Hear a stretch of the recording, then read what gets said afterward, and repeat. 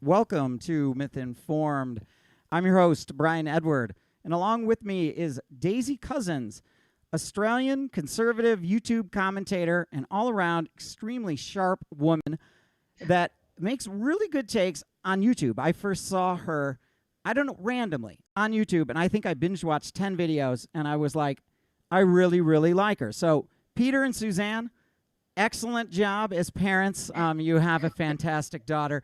And I understand, Peter, it says on IMDb that he's an actor. So do you have that in your blood?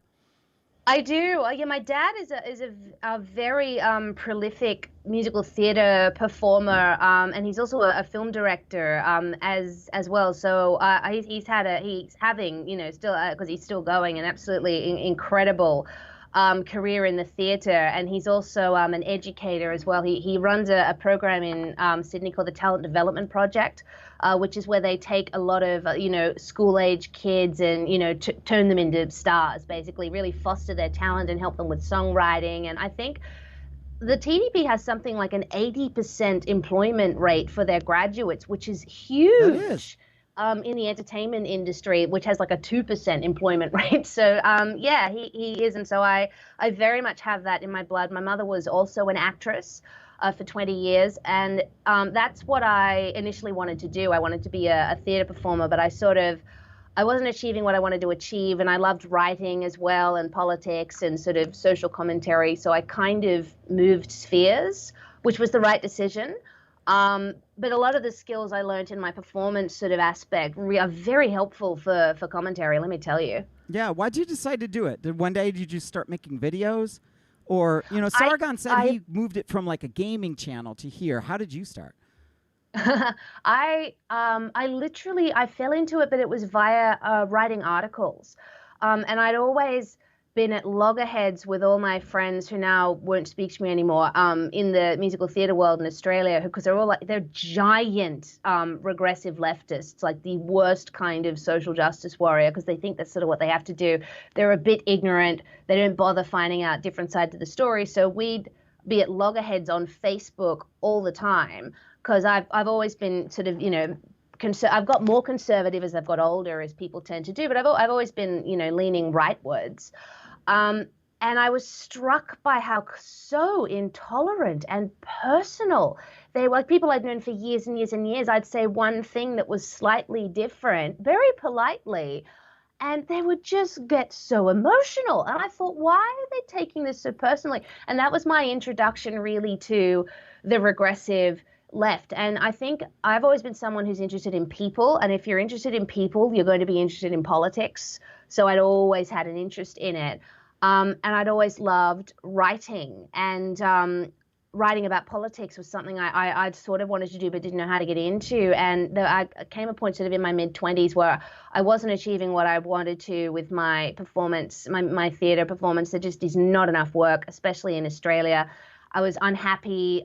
So I thought, how about I try something new? So I did a master's degree in creative writing just to test the waters. I got a job at a women's magazine. Then I got a job at a conservative magazine called Quadrant as the editorial assistant. I started, they said, write for us. We've seen your stuff, right? So I wrote an article for them. I started writing for the Spectator Australia, which is a great publication, made a few contacts. And then I got asked by the producers of a television show called Q&A on the ABC to be on one of their panels. And they are notoriously left-wing, the ABC. It's like a nightmare if you're a conservative, because they'll just stack the panels. Like, I've done it 3 times now. They will just stack the panels against you if you're conservative. But it was obviously a huge opportunity. And so I was terrified. But I took a leaf out of the sort of Milo Yiannopoulos, Ben Shapiro playbook and thought, well, if I can just be kind of informed and vaguely sassy and sharp, I'll be fine. So I did it. And it was difficult, but I enjoyed it. And I got asked to be on sort of more television shows, and, in a very condensed version, I got a regular spot on Sky News. Which is sort of Australia's answer to Fox News. And then from there, that's where the YouTube commentary came in, because if you're doing a television panel, you get 45 seconds to make a point. 45 seconds to a minute. So you can only pick one angle, and you have to drive it with no nuance or anything, straight to the point. And my fiance, Callum, we'd sort of just started dating, and he said, you need to move into YouTube. You like doing the on-camera stuff. You've got to give yourself, longer periods of time. YouTube's where it's at. He's really, really, really tech savvy, much more so than I am. And so he encouraged me and helped me to set up the channel. And, here we are, 2 years later. And yeah, I'm still really enjoying it. That's awesome. That's a really good intro to it, because it's starting, you really start your YouTube channel after you've been in it, been on the news, been in this kind of this area, because I think some people, once they get popular, and then if you've ever looked at YouTube comments, it's tough sometimes in there. I think that people can get on YouTube, especially if they're younger, and really feel bad, because once you get into the public eye and you've never been there, so having some exposure to it, maybe that's why you're so balanced. That's why you're so open to other points of view, because I think you have to be a veteran before you'll get scared. I mean, it seems like this is a war out there.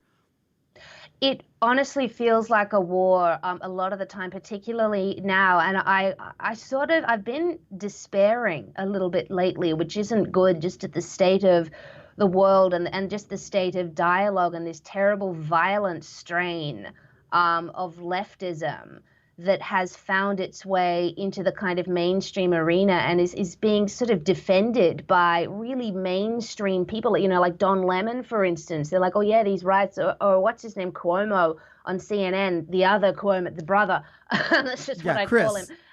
Yeah, that one. I just call him the other Cuomo. He was saying, oh, tell me where protest has to be polite and peaceful. And it's like, well, in the Constitution, actually, that's where it says that. But it's that kind of attitude. And, we got the election, America has the election coming up. And I just think, I don't know how Donald Trump manages to cut through all of that huge mainstream narrative against him. Like, how does he function from day to day? No normal human being could do that. So I despair at times at where we've got ourselves, because it really does feel like a war, which it shouldn't, because we're living in a time of unprecedented peace and plenty in the West. We should all be really happy with that, with ourselves. But this is what happens when you get a pampered group of people who are overeducated. And have never had to go to war or anything like that. They don't have a lot of purpose. And so they create these monsters, they largely create them, and they're acting on it. And it's scary. It's really scary. It is. I was listening to Brett and Heather Weinstein's podcast, and she read out a letter from an American veteran who had come back probably from Afghanistan, and had mentioned that the transition back to normal life is hard. Like, first you get over the fact that you were in a bunch of privation, and this seems to be the land of plenty, and it just seems weird that people are getting mad over a traffic light and you were getting shot at. So you have that adjustment, but then when you see the level of vitriol that left and right are hurling venom at each other, that's usually reserved for the kind of venom that the people that you're shooting at get. That kind of rhetoric, and that you think, and this person thought to themselves, what did I just fight for? I'm willing to lay down my life for my country, but what is my country? And that's what worries me the most, is that I'm fine with the disagreement, but the level of vitriol seems to be at an all-time high. Yeah, that's a really interesting way of putting it. I imagine it would be difficult if you're a returning soldier coming back and seeing sort of a battleground on the home front, except it's a war. Well, it's not just a war of words anymore. It has turned very violent. And look, the vitriol is interesting, because I notice so often left-wing commentators in the media, and we have a lot of them in Australia. The media in Australia is very left-wing. They pretend that the media is not. The left in Australia, like not the normal center-left, normal nice people. I'm talking the regressive leftist SJW crowd.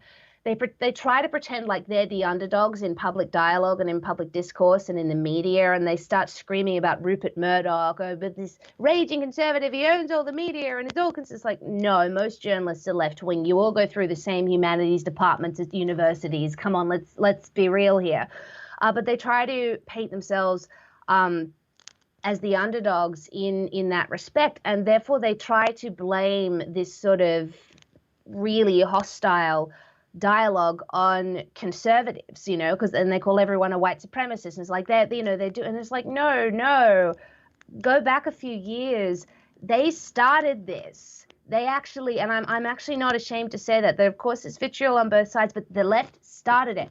A few years ago, 5 or 6 years ago, when they started calling everyone who disagreed with them a white supremacist or a racist, et cetera, when they refused to tolerate other viewpoints. And that was where conservatives, in a funny sort of way, I remember this 2015, 2016, they sort of let themselves down because they wouldn't, a few trolls on Twitter, but mainstream conservatives wouldn't kind of engage in the brawl. They'd be like, look, we don't do that. We fight with reason, etc. We don't hurl insults, but it allowed the left to get nastier and nastier and nastier. And I watched the progression of the insults. I remember 2014, I'd be arguing with people on Facebook before I was anything, and the standard insults were uneducated and unenlightened and uninformed and ignorant.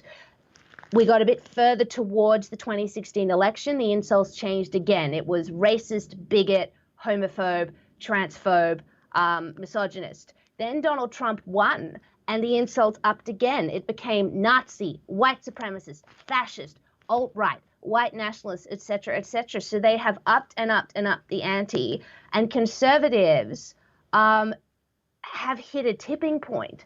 And I've noticed it in the past year, like the more and more and more vitriol is actually coming from conservatives because they've simply cracked. And then what you see as well is the radical left, to me, it's a lot bigger than the sort of the radical far right. And they tend to work in packs. We see that with the riots. We see that with the Kavanaugh stuff. They're bigger groups and they work in packs. It's death by 1,000 cuts. The far right is a smaller group. They work in ones or twos. But what makes them so abhorrent and deadly is that they go out with the intent to cause mass loss of life. So they use weapons, they instigate mass shootings, they go out with the intent to maim and wound and kill, but they work in sort of smaller numbers. And what terrifies me, and I was saying this on TV the other night, there is going to be a far-right retaliation to these riots that are going on in the USA. I can see it, I can see the future, and I am terrified for it. Because this is what happens when the far right reacts. So I don't think people realize how serious all of this is, and I'm really, really worried about it happening. Right, like we don't need to repeat like the 1970s and 80s in Ireland with an IRA. Right? No, this is exactly. That's what I'm a bit afraid that we're going to get that too. We've seen that at Christchurch is clearly this alt-right, this kind of extremist ideology. You see that again at the Tree of Life and a number of other shootings. That this is, but what's weird is on the left. Although Antifa tends to engage in thuggish violence, I don't know if what their body count is at all, other than the one that the one that died. But it doesn't matter. At some point, somebody will be killed if they're not doing mass shootings. But what's weird about the left is, again, there's a handful of the Antifa types, but those ideas seem to have been adopted, at least in part, by a broader part of the left. And that's really amplifying these kind of ideas. And that's why it makes it seem like they're everywhere when they really aren't. Yeah, the violent faction of them obviously is not the majority. There's kind of, obviously the Antifa types, and they have sort of spin-off groups as well, like By Any Means Necessary, which was run by Yvette Falaka, that teacher. Oh my God, don't come anywhere near my children if I have them. Thank you very much. But yeah, she was responsible for that group that set fire to Berkeley. Remember when Milo Yiannopoulos spoke there a couple of years ago? And then she went on Tucker Carlson and was sort of terrifying. I remember watching that interview going, oh my gosh, this woman actually believes these things. But you're right when you say that, the thugs they're a small group who make a lot of noise. But then you have these sort of mainstream media commentators, as you say, adopting these ideas and sort of vaguely fanning the flames. I mean, the insistence, for instance, on defending Antifa in the media, to me, is just astounding, and calling them anti-fascists and saying them, like Sacha Baron Cohen said in a speech, that he criticized Trump for saying he wanted to say Antifa was a terrorist organization. He said, when they're anti-fascists who are marching against the far right. And I'm like, are you on drugs? Like, can you not see what's going on? But it's because they believe they are so correct in their thinking and that they are so right, and that everyone who disagrees with them is scum. Then violence is justified as a self-defense mechanism because the enemy they're facing is just so evil. And which of course it's not. Again, it's these invented monsters.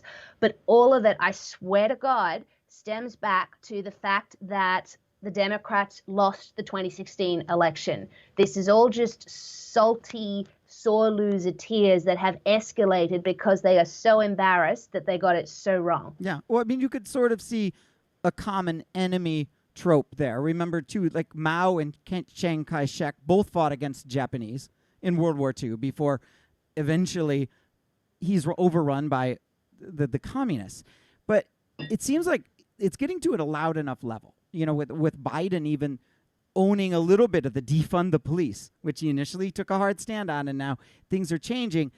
The Harper's letter comes out in the middle of this. So a bunch of authors and writers of different stripes signed this, about 300, and the letter seems to be, I like it a lot because I love the first statement. I'll read part of it. It says, our cultural institutions are facing a moment of trial. Powerful protests for racial and social justice are leading to overdue demands for police reform, along with rider calls for greater equality and inclusion, not least in higher education, journalism, philanthropy, and the arts. But this reckoning is intensified with a new set of moral attitudes and political commitments that tend to weaken our norms of open debate, toleration of differences in favor of ideological conformity.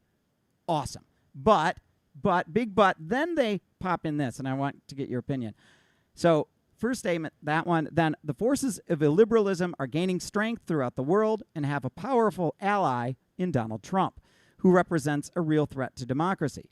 But the resistance must not be allowed to harden into its own brand of dogma or coercion, which right-wing demagogues are already exploiting. The democratic inclusion that we want can be achieved only if we speak out against the intolerant climate that has been set on all sides.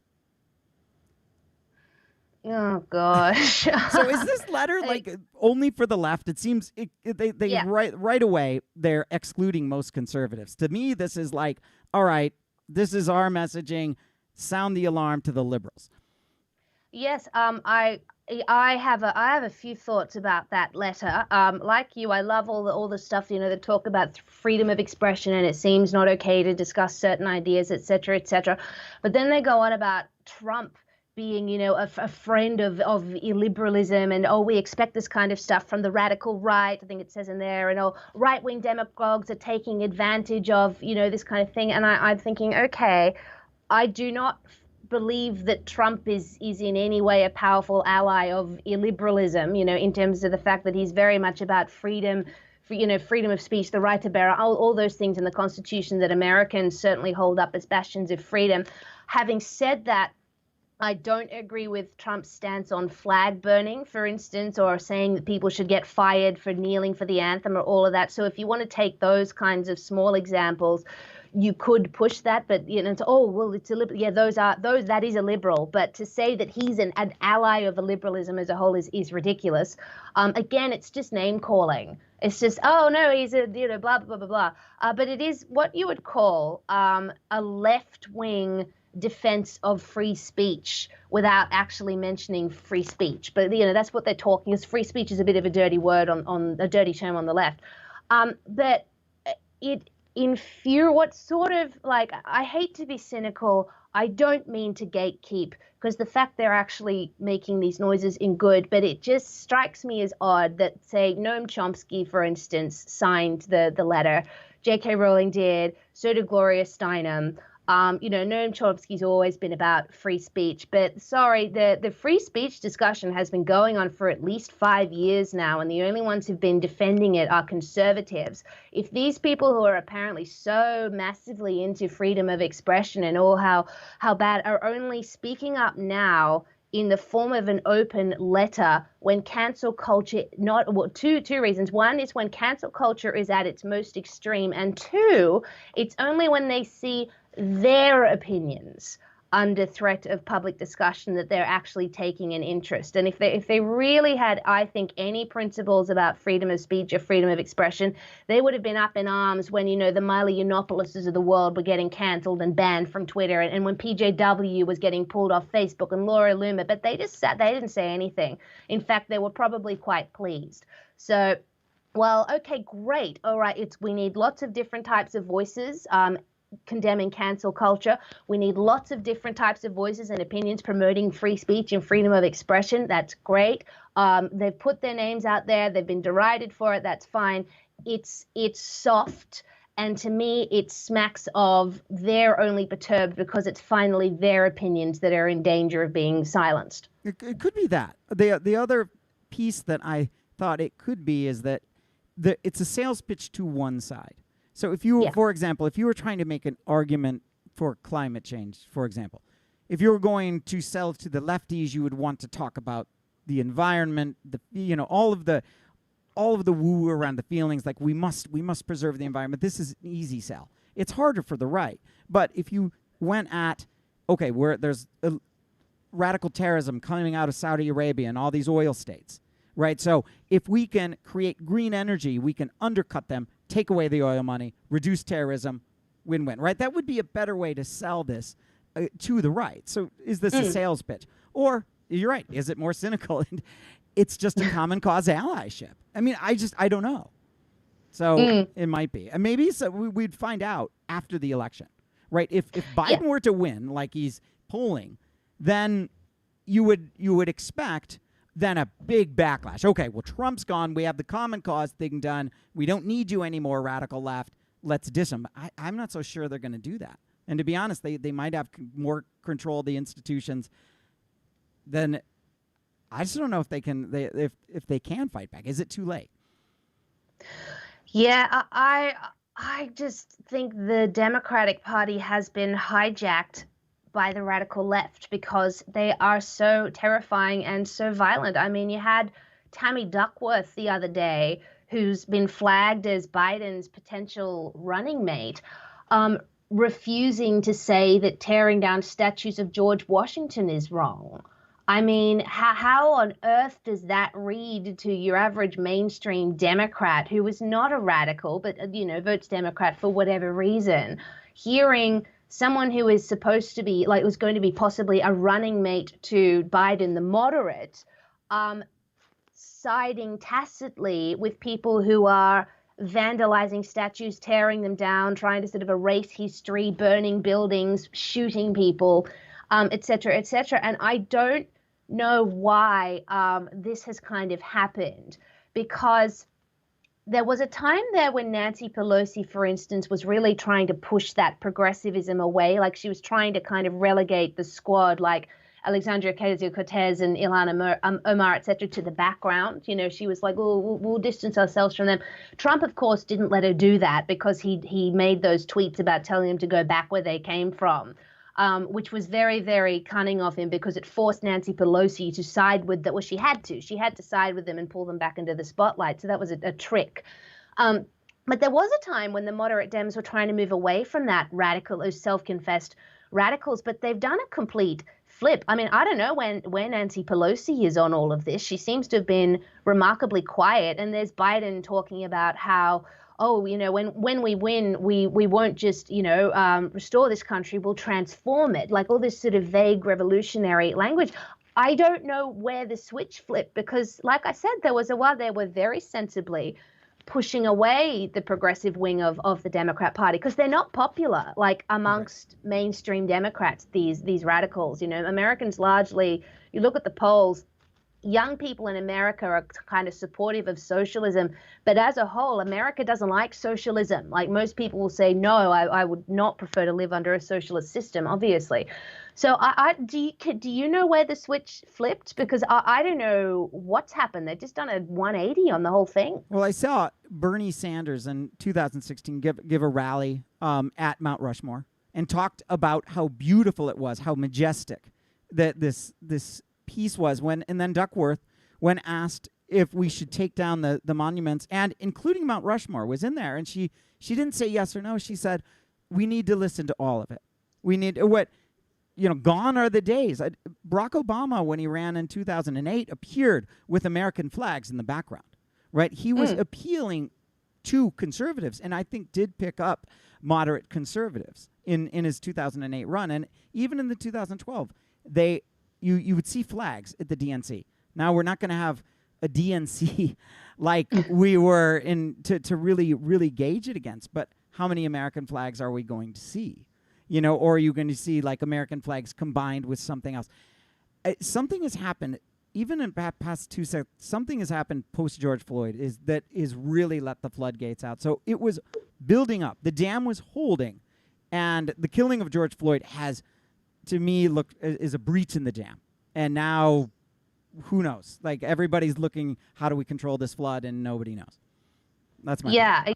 Exactly. I think you're absolutely right. And I think certainly the dam was not helped by all these lockdowns and quarantines and people out of work and spending way too much time on Twitter. Because Twitter doesn't get enough attention as a radicalizing tool. That's what radicalizes the radical left. I mean, the far right, they tend to go to places like 4chan and 8chan and those weird little dark corners of the internet. And that's where all of that happens. But Twitter, I think, is really responsible for whipping up this sort of violence on the left. And I think you're right about the George Floyd thing. You combine the frustration that Trump is still president. They all thought they would have impeached him and removed him from office by now, but they've failed to do that, which is massively bruising to their egos. Too much time inside, too many people out of work, too much time on the internet, purposelessness. Then they see and the George Floyd killing was terrible. I mean, I don't think anyone would say that it was horrid.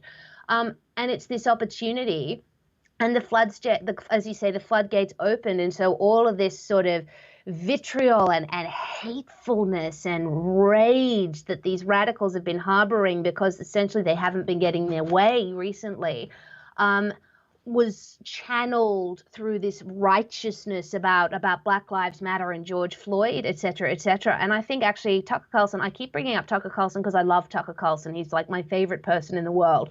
But he did a really like a cracker of an editorial about this. It was like 17 minutes long. And he effectively said violence works. He said the reason we're seeing these companies folding and television shows being pulled and all that kind of stuff, and the DNC kind of faffing around and being quiet about it. He said violence works. He said if you go out and you burn stuff down and you punch people and you shoot people and people die, well, people are gonna listen to you. So I just think people are terrified.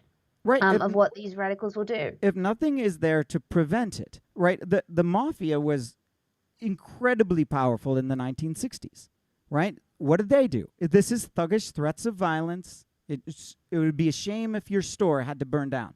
How were they able to get away with it? Well, they had corrupted the institutions. They a lot of times had bought off police. They had ways of allowing this to go. So if there's nobody pushing back against the mob, like you had Robert F. Kennedy, for example, really went after the mob. They need to corrupt the institutional power in order to get away with that. And I think it's the same way with the radical left. In order to burn things down and do things illegal and do thuggish violence, you have to have corrupted a bit of these institutions to get away with it. And that's what we see happening. It is the academy is defending them.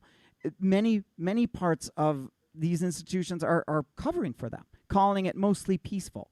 And this is absolutely ridiculous. Yet, when anything happens on the right, you do see the opposite. 9/11, there was not a massive backlash against Muslims. I mean, if in 2004, when Eugene Armstrong was beheaded by, I think, Khalid Sheikh Mohammed or maybe it was one of the guys. No, it wasn't Sheikh Mohammed. It was the guy running Al Qaeda in Iraq. I can't think of his name. With the dull knife. It's one of the most horrific things you've ever seen. I mean, it's way up there. I mean, George Floyd, it's worse than that. That was available on YouTube. That's pretty awful. And again, you don't see this massive. You see calls for, we must defeat this ideology. We must be vigilant about terrorism. But you're not seeing this backlash against Islam in a massive way. We are seeing a backlash against the system because right now it's okay to hate the system.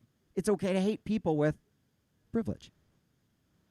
That and it is so interesting. Like the sort of, you mentioned the sort of intolerance that the kind of regressive left has towards really just opposing opinions, when it comes down to it, and how conservatives, well, they'll make noises. There's no kind of, even though they're accused of, oh, these terrible racist conservatives are demonizing Muslims. Like it doesn't actually happen. It's these imagined sort of monsters. And like in terms of sort of raging against the system, I mean, people have kind of always done that. But again, the system at the moment is probably the best it's ever been in terms of how much equality people have. For instance, how much access to education that people have. There's such an awareness now of everyone thinks racism is bad. Like, it's not like they have to convince people. Like I was talking to my mum about it, and she said, Daisy, why do they have to keep yelling that Black Lives Matter? We know.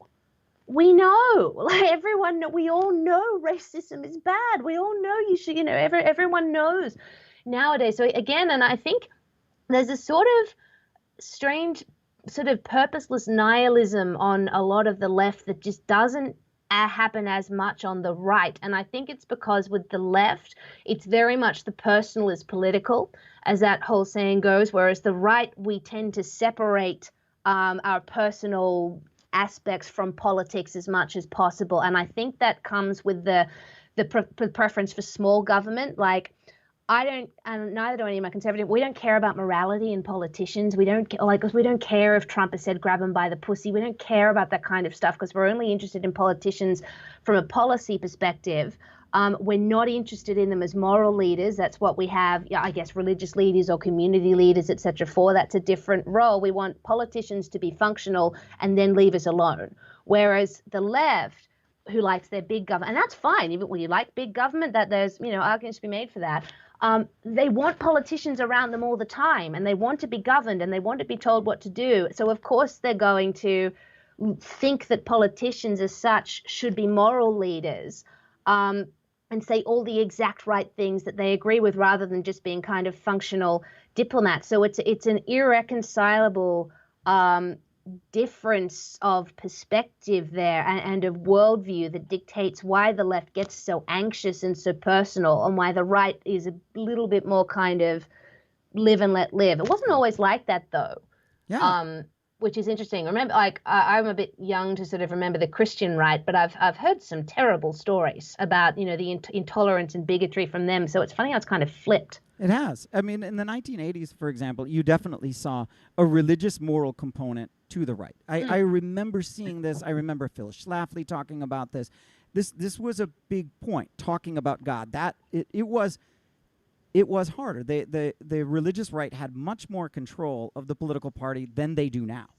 In fact, these guys were crews the whole time, right? The people that were the moralists, religious moralists, were all crews. The only reason they grudgingly and then fervently supported Trump was they started to become convinced the religion was under attack. Now, anyone with that shield, even if he looks like this, might do it. And then it fits nicely into Christian ideology. You can say, but the Savior was supposed to be a king, but he comes in the form of this poor, carpenter. So in some ways, you might be able to say, oh, a Savior, this would fit. And you do see people that are Islamophobes. If you go to Bare Naked Islam, that, for example, you'll see it. You can definitely see it, but I don't see this in the discourse at all. These people are shamed. Everything in the right discourse is, nope, that is not allowed. It's not allowed. But you're right. The moralism is flipped. And part of this is everything. Helen Pluckrose made the statement, all of this, when you look at everything through a lens of your social status and your identity, you run into these problems. Because now you can't think outside of that. I always have to have this lens in my hand. It's like if I had bad glasses, right? It might work, but they might not. What do you think?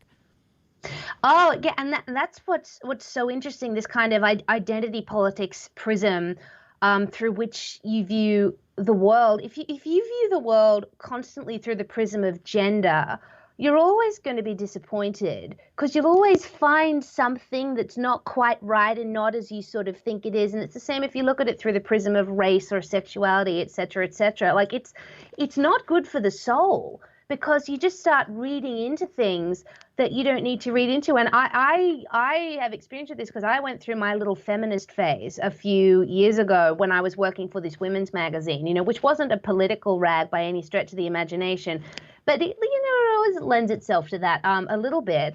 And because I was having to read all these kind of Jezebel blogs for, various, article ideas, it's really easy, even me as a moderate conservative at the time, to get kind of pushed into that sort of mindset. And I literally started seeing it everywhere, like in the way that men would interact with me when queuing for the supermarket, for instance. So it's so easy to get into that kind of mindset, and it was making me really angry and resentful. But at the same time, I still had my kind of conservative roots, so I was vaguely suspicious of it. And I eventually just sought out some more information from people like Milo and Ben Shapiro. And I was like, oh God, I was wrong to think all of that. And I noticed when I stopped viewing the world through the prism of gender and feminism, I was so much happier and so much more relaxed. And I thought, oh, okay, actually, no, my gender is not going to hold me back 100% of the time. It was sort of an 8-month period of my life where I dabbled with that. So I've sort of gone in and out of it in a very sort of superficial way. Yeah. But it is all this kind of me thing. Like I always think that identity politics and the idea of identity is so narcissistic, because if people don't interact with you in exactly the way that you feel caters to you, then you're going to get really upset about it. I mean, that's how toddlers behave. It's very immature and very narcissistic. Yeah, or like a rich snobby star might behave, right? That they need everything catered to them. Yes. And yes, totally. It's so totally. It seems too that everything is anti-cognitive behavioral therapy. I mean, anyone can think of this. You can be a straight white male like me, right? I'm one of the people that you're allowed to hate. Although, funnily enough, I wonder if like everyone's going to game the system and just check off non-binary. Because how do you know if I'm non-binary? I am. So now I get a card. So I always have that out of gaming the system. But what the point is, having like this, if you've had something, everyone's had this. I had acne at one point, right? And now I'm going out on my little junior achievement thing and trying to sell the hangers that you make. They're bigger, sir, and they'll hold your clothes and they won't bend over. You sell a little bit. But then I get turned down 3 times and I think, well, maybe I was just so ugly. Maybe that's why. Or maybe they just didn't want to give me the $5 for the stupid hangers because they get this all the time. And having people tell you that, no, you're a good salesperson, you're good, people like you. It helps you. When you're 16, you don't have your place in the world, right? I probably don't need that now, but then I did. But if my parents would have instilled this, you're never going to get ahead, I would have probably stayed home and played video games, which is what I wanted to do anyways, right? And they're like, no, you're going to go out and do this. But they have to encourage you, and it just doesn't seem that there's any encouragement in this. No, and it's interesting because the whole thing absolves people of responsibility for their own shortcomings. I mean, you look, say, in the context of a woman, you say you don't get that, it's an age-old example, but it's relevant. You don't get that promotion, but a man does. You can either think to yourself, okay, well, how much overtime did I put in? Could I have done better in my presentation? Could I have been more confident at the negotiating table? Is something women tend to have an issue with. There's been much dialogue on that. Maybe I could improve for next time. Maybe I can, network a bit better, etc. You can do that. Or you can go, well, he's a man and I'm a woman and my boss is sexist and that's why I didn't get the promotion. And then that's the end of the discussion. And people, it's really hard to disagree with people when they're upset and in that mindset if you're friends with them, because if they're really upset, you don't want to go, no, it was all your fault. You go, oh, okay, fine, sure. If you feel like that's what a good friend kind of does. But it totally quells the conversation right there. So you're right, there's no encouragement in it. And it just makes people wallow in their own disappointment rather than thinking, okay, I missed that opportunity, but here are these ways I can improve. And maybe I'll enjoy the self-improvement. And maybe I'll find something else that I enjoy doing while I can do it. And then maybe next time around I'll get the promotion. And then inevitably, if you do work on self-improvement, you probably will get the promotion next time around. So it's this terrible kind of pessimistic headspace that people get into that I think is so terrible. Like, if you truly believe that your entire existence is going to be hindered by aspects of you that you can't change, like your gender or race or sexuality, that's a terrible way to feel. And there are leaders out there who are exploiting that depression and fueling the fire. I mean, that's not productive to leading a happy life. No, it's not at all productive. And the other side could gain into it. Like, if the straight white male then feels that, well, there's no place for me and there's no encouragement there, they may not try either. And so it's so important to keep that encouragement going and stop the fatalistic thinking. It's hard when you see the institutions being corrupted. So I'm not sure exactly what's going on, but I mean, I'm not going to buy into it. So, I mean, the one stance that I can find is, well, I do have the space to hold my opinion. I'll do what Terry Crews does, right? I mean, he's being honest, right? He's being respectful, and he's willing to explain himself. And he's getting a lot of crap on social media, especially from other black people that don't like him being counter-narrative. And they're calling him a lot of slurs, and that's harsh, and he's patiently taking it. And I think that's everybody. If Terry Crews can do it, everyone can do it.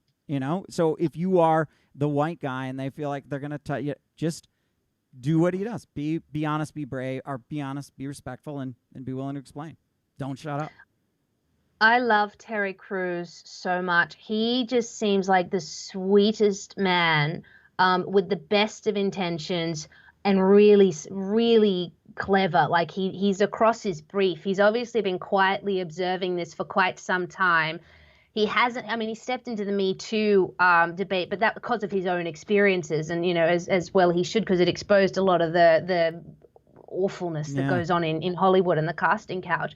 But he's never inserted himself into this in the same way that someone like Alyssa Milano does, which is with so much self-righteousness and aggression and hatefulness. And it's almost like Terry, as an actor, he doesn't want to polarize his fans. He's very respectful, and he's been restrained, but now he's come into it in the nicest possible way. And you're right, he's very calmly weathering the storm. He's not getting vitriolic. He's not really retaliating. He's rising above it. And he's saying his piece in the face of, as you say, a huge amount of insults from the black community, who are sort of stuck in a cycle of their own kind of depression and oppression by white leftists, who exploit that anxiety amongst the black community to gain power. I mean, Malcolm X was right on that. He said that the worst enemy to black people is white leftists. Because they'll pretend, he used the phrase, he said, they drool over black people. They're drooling over them, pretending to be their friends, but they only do that because they're jockeying for power, and they want to use black people against as a weapon against the white conservative. And we see that sort of all the way through, and I on the subject of straight white men,